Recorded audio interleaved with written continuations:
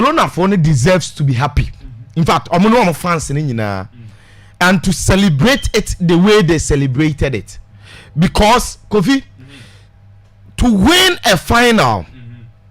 enya adeketwa and again to win an El Clasico final against Real Madrid and sign Yasem Ketwa again. Barcelona defeated Madrid in the competitive meetings the third consecutive time, telling you say ampa or match them Madrid. They said this season omo me omo and also Yasem Ketwa, and then finally omo treble dream no first trophy has become a reality. Inti also Yasem Ketwa. So who's almost celebrate here. They deserve to celebrate this way because it has been a hard-fought season for Barcelona. Kofi, can you imagine? Sebona Ekoso Barcelona won this season and then they end up losing this Copa del Rey final. Ayekwa. Nanka ending up losing the Champions League. Ayekwa. Ending up almost Aquatia League and also Ayekwa. How possible? Inti, it is as a result of hard work or more putting it in. Now. Obiantie me Lamine Yamal after the game interview no mo here no asemo kan no it is the whole truth. Oka kire Araujo se ono nanu asemo Real Madrid for see ye ko game no all dressing room before some bebo no Madrid be I see hotel kra Madrid bet ma show mo first goal, yes Madrid bet ma show mo second goal, but omo bi ehu say Madrid show me one, Madrid show me two, Madrid ain't me win that because this season there is nowhere Madrid bet me no money Barcelona abobo Lamine Yamal. And that is exactly the whole truth. Now, when him say game na nkasa no Kofi Madrid here everything that they needed to do to stay in the game tactically, but again the difference of both teams, you know, Kofi, now the form of the two teams throughout the entire season. Say Barcelona will form in terms of a movie and head-to-head meetings, in terms of league performance. Copa del Rey, no, relatively, Barcelona has played better football in the Copa del Rey than Madrid. And to overall, no, it is the performance of the two teams, no, and they make it the difference in this very game. Yes, tactically, Madrid tried to make sure that Kofi stop Barcelona. Now, see, the form of the two teams tells us a very simple story. Say, Madrid consider a lot of goals, or maybe a lot of mistakes. Barcelona created a lot of chances, and they score a lot of goals. They win a lot of games. That is the whole picture of the form of the two teams. On him say, if you look through all the three goals now, Madrid, Barcelona share, you know, Madrid mistakes and they gifted Barcelona all the three goals. Madrid mistakes, they gifted Barcelona all the three goals. Now, tactically, me church say Barcelona for no, even though I'm about 4-2-3-1, and he said who I'm a lineup no. Alex Bade ni ho, so Alex Bade no ni Gerard Martin the ball 3, Lewandowski ni ho, Ferran Torres the ball 9, and the aside Omo was an obvious choice to start. So Obia Chesney as goalkeeper, Kunde number 2, Kubasi Inigo Martinez 4 and 5, and then who come Finfia, Pedri, Frankie De Jong, Omo Maka, Rafinha, Lamine Yamal, Ferran Torres. So Barcelona team ni. Now, me catch you say onzo amuda TV news said you here ya 4-2-3-1. But now me catch you say in possession say Barcelona for nya pass ball because most of the time they are going to control the ball. I said it here, and of course it was evidently clear. Omunya chance ya said you here or tactical screen no so no Kofi almost switch it to back 3 and look at right hand side, you know, Gerard Martin 35 Jason right ono na move ya kokan Rafinha Jason number 11 on the left. Mummy and overloaded one Madrid fullback in Lucas Vasquez. And to a defensive shape near 3-2 and almost other players in a cross row. Now, almost started Sano. Kofi Madrid decided say, oh, this time run you know mabo one, you know mabo two. In fact, preseason the same thing. Sano moye, yeah, the front two are trying to defend them. Yentimi, and today I was here. I was here so finding a different antidote. Now, what is the antidote? Madrid next picture, no, the way they defended. See, Madrid decided say almost formation, even though a 4-4-2 on paper, but I was so much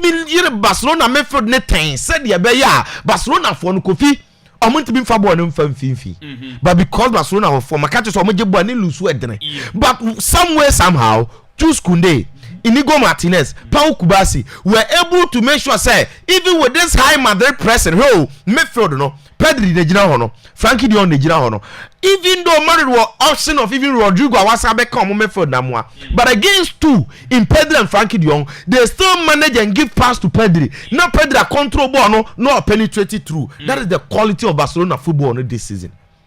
And that was the reason why in the first half Barcelona were dominating because Madrid the Madrid said on major wide spaces not to no more Barcelona for no tough time our midfield because they know say Pedri and Frankie de Jong no ejuma no me midfield Nelson and Madrid had enough numbers but it wasn't enough and most times and it's all right no more the ball on the call left na Gerard Martin and Frankie de Jong Rafinha at the ball on the forward now Abrante and the Rodrigo because of person always obuo midfielders ninti na onjina the right position obet me defend the ball ni but the difference is that they be an omuyi Lucas Vazquez free mo Gerard Martin tesa Alex Bardi into a cross cry enko so Barcelona realize me catch us so omu use left ha hwesoro one for tactical one is out so ubon se de bia no because of the shape na omoye ninti isolate Lamine Yamal 1v1 versus Fran Garcia in fact first 10 minutes was versus Ferran Mendy otwene mienu Ferran Mendy ko stretch ba ko bi ofirim wapira okay now Fran Garcia ba yen nyewe first one na Fran Garcia ba yen no see so ohwe ne ball no order na dina otubu sampa or try to stay put but still Barcelona because of the quality of Lamine Yamal no always offer ball no or space or yards and a 1v1 all the time and tactically Madrid wanted to use this approach in the first half and work it and the Barcelona dominated Madrid the way they were supposed to dominate them and the Madrid enya antidote now Madrid decided okay in the second half the magical changes that Ancelotti did again go ne back by first half into Yenke no first go now Barcelona share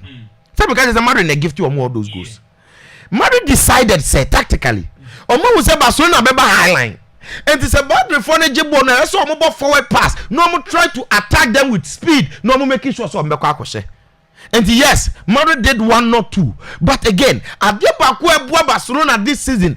without the ball the way they press you without the ball the way omo ba so gidi omo ba with numbers to make sure so omo be hero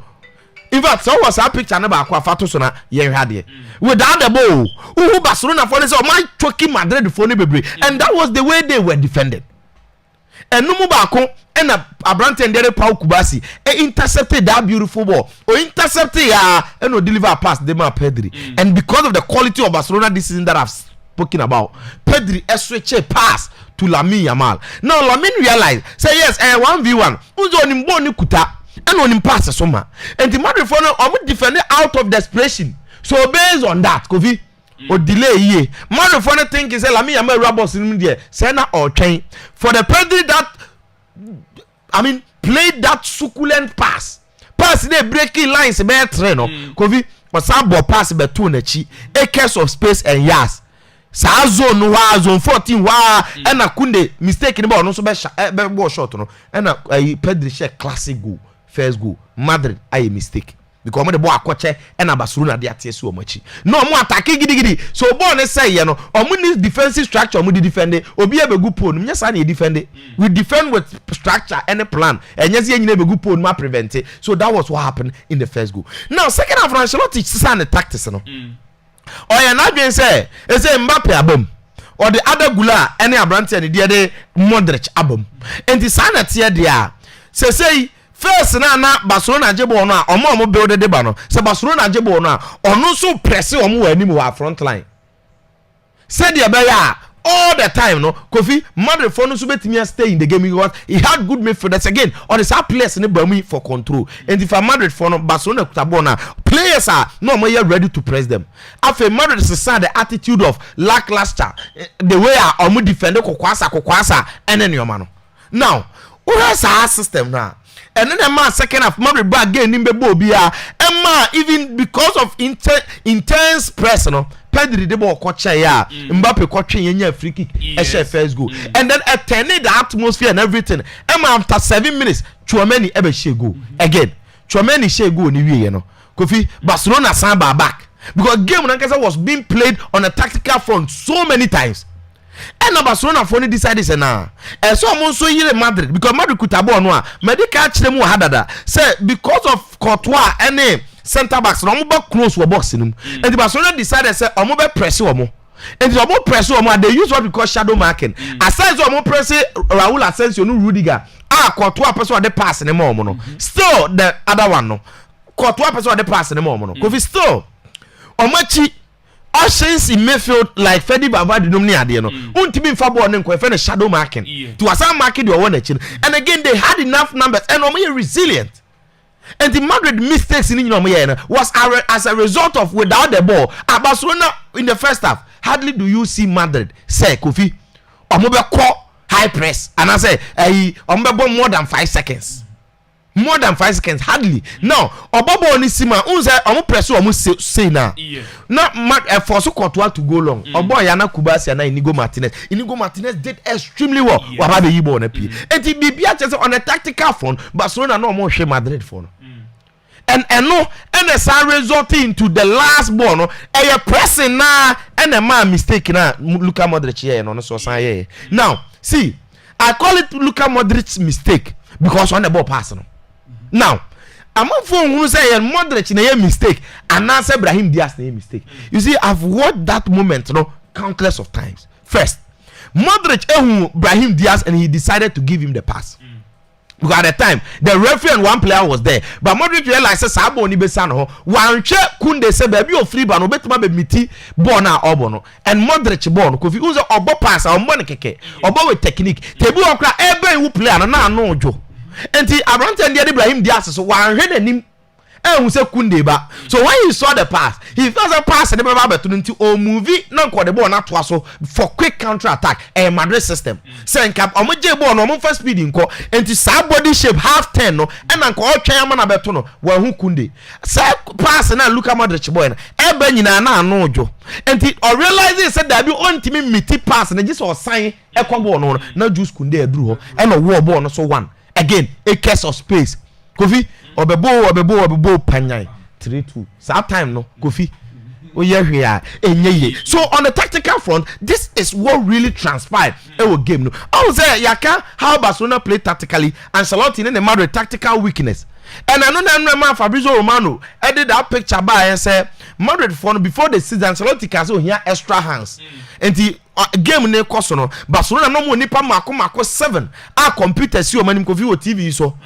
Madrid for no so ye 2 pe mo so computer si o manim ba me de eno no nya justification because coach is an assistant be here see coach is 7 but again these 7 people no were able to understand the game and because game ne koso Kofi hardly na coaches ni wo de koso because pressure no nyoma ye bebre ento mo tete soro ma tactical advice no omo na timi boa most of the times because no option from TV or some option so all game no na Juma is to focus solely on tactics there need a whole lot of factors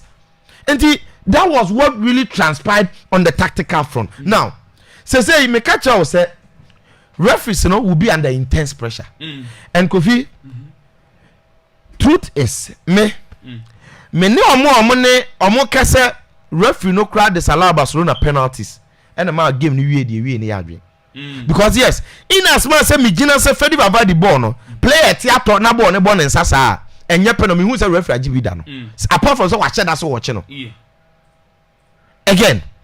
Rafinha ball no na diving yes okay but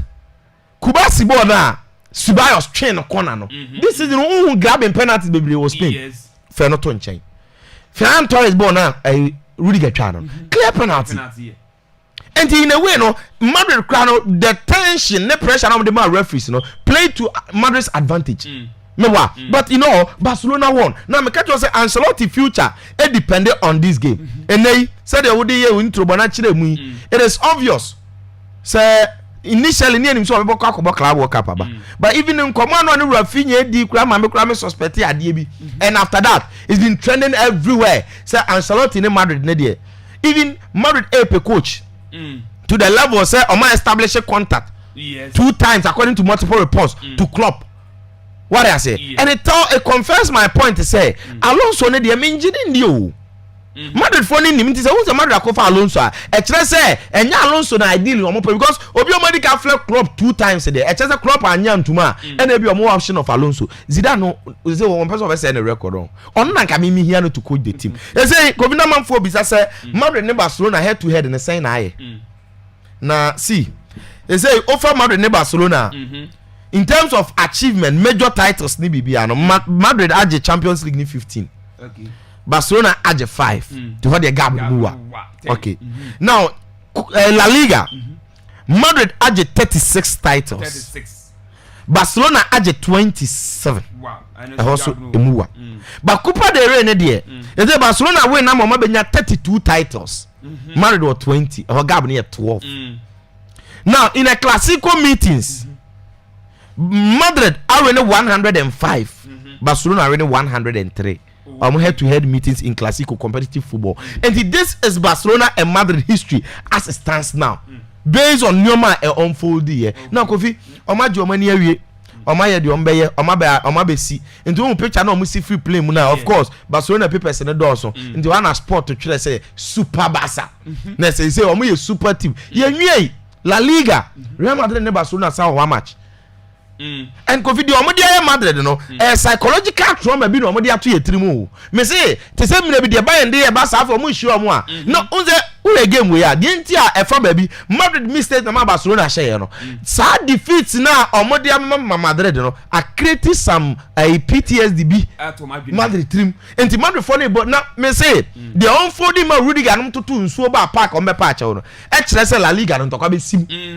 La Liga Classico game no ntokwa be sim de bia match bia meka ntokwa be sim bia yinsi o da baka se meka ntokwa be sim but you know no ye bebo anayemo ye bebo e ho no